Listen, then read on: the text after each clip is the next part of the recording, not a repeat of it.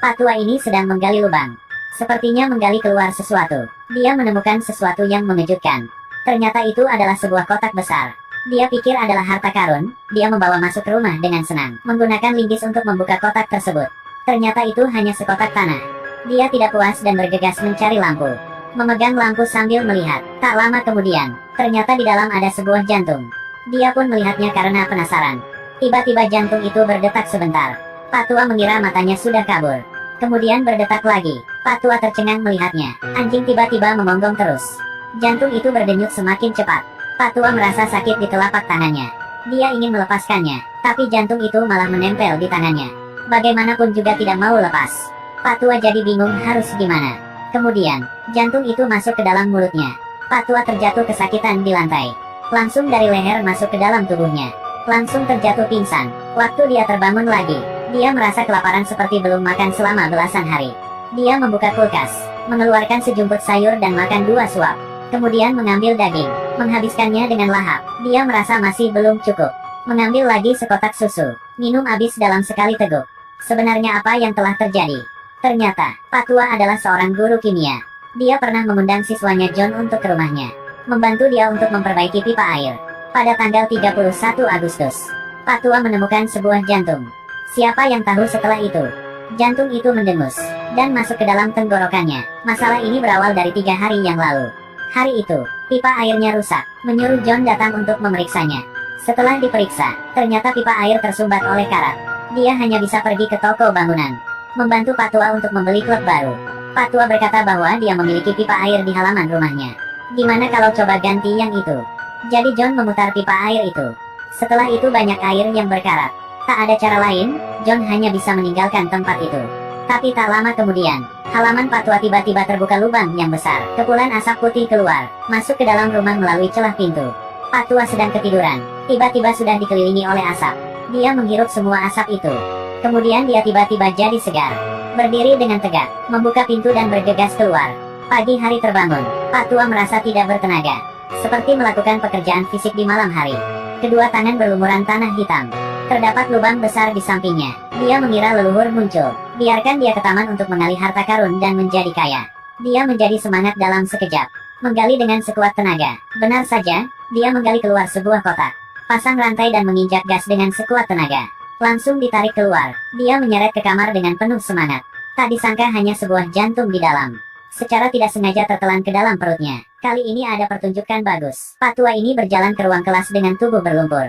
Dalam ekspresi terkejut para siswa, ambil kapur dan coret-coret tak jelas. Sikap yang aneh itu membuat para murid tercengang. Kemudian, Pak tua merasa tidak enak badan. Memuntah keluar kotoran sayur yang dimakan semalam. Dan setelah itu, muncul rasa lapar yang tak jelas. Dia pulang ke rumah terus lanjut makan dan minum. Seluruh makanan di rumah habis dimakannya. Baru pikir mau lihat di kulkas. Tiba-tiba merasa perutnya sakit. Pak tua menunduk untuk melihatnya. Tertegun sesaat, keluar sebuah tentakel dengan lengan yang besar. Pak tua bergegas menangkapnya, kemudian mengeluarkan sebuah gunting untuk memotongnya. Menerbangkan pintu kulkas, tapi sayur kol dan tomat semuanya masih segar. Anjing memonggong ketika melihatnya. Melihat Pak tua melotot ke arahnya, anjing sangat ketakutan dan melarikan diri. Pak tua langsung mengejarnya. Hanya terdengar suara teriakan anjing. Tewas seketika. Di sisi lain, John datang ke toko bangunan untuk membeli klub baru. Pemilik toko ekspresi berubah setelah melihat klub tersebut. Lalu bertanya dia dapat dari mana. Dia bilang membantu seorang pak guru untuk memperbaiki pipa air. Siapa tahu pemilik toko malah memperingatinya agar menjauh dari rumah Pak tua ini. Ternyata belasan tahun lalu, itu adalah rumah pamannya. Waktu kecil bermain tidak sengaja melihat sebuah kotak kaca. Di dalam ada sebuah jantung hitam. Paman berkata bahwa jantung itu milik iblis. Setelah keluar, itu akan membawa bencana. Pemilik toko tidak bisa menahan rasa penasarannya. Di malam yang penuh badai, dia mengambilnya untuk melihat dengan jelas. Tapi tidak sengaja malah terjatuh ke bawah. Kacanya retak sedikit. Dia dengan cepat mengembalikannya ketika dia berbuat kesalahan.